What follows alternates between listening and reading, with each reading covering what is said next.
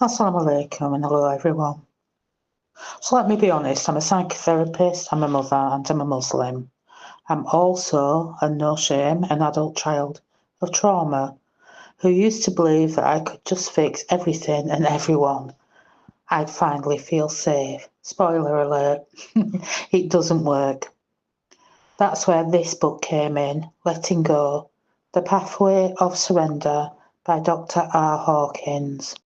It's not a quick fix self-help manual, but a deeply emotional detox for anyone who's tired of managing feelings instead of actually feeling them.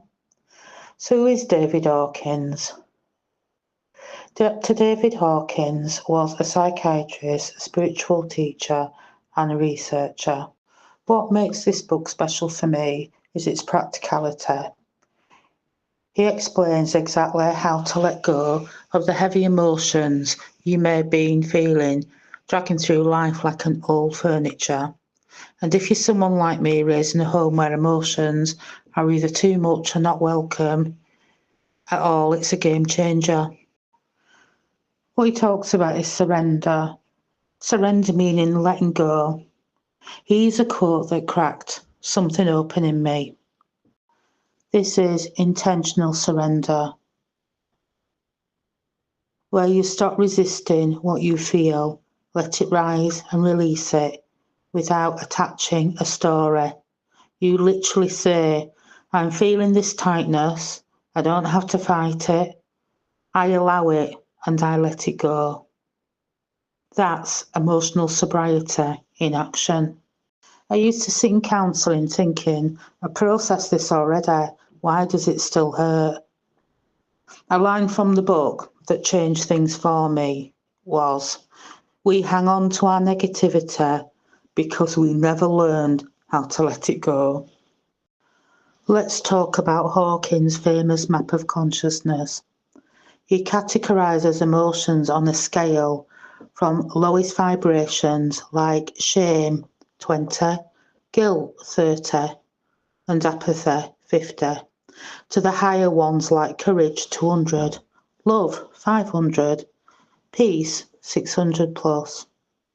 This helped me understand that the reason I felt stuck wasn't because I was broken, it's because I was stuck in an emotional state I hadn't learned how to move through.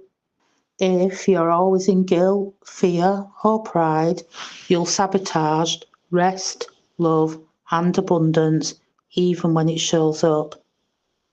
Ask me how I know. Now, if you're going to read this, let me give you some chapter gold. In chapter 2, The Mechanism of Letting Go, this is the foundation and must read.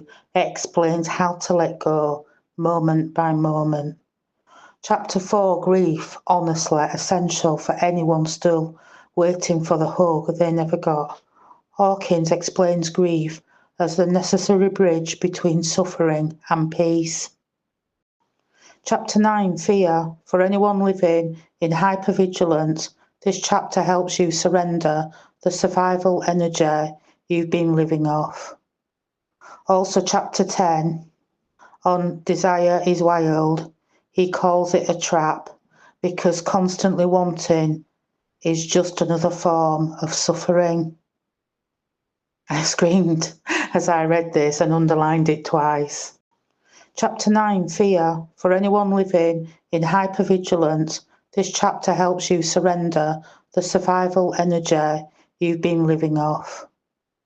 Also chapter 10, on Desire is Wild, he calls it a trap because constantly wanting is just another form of suffering.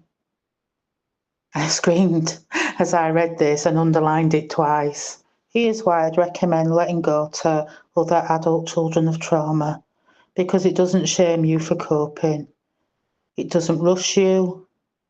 It doesn't demand perfection. It meets you in fear, your guilt, your overachieving, your spiritual exhaustion, and gently shows you how to release it, not by force, but by surrender. So if you're someone like me who used to hold it all together because falling apart still felt unsafe, if you overfunction over-apologise, or overthink every interaction.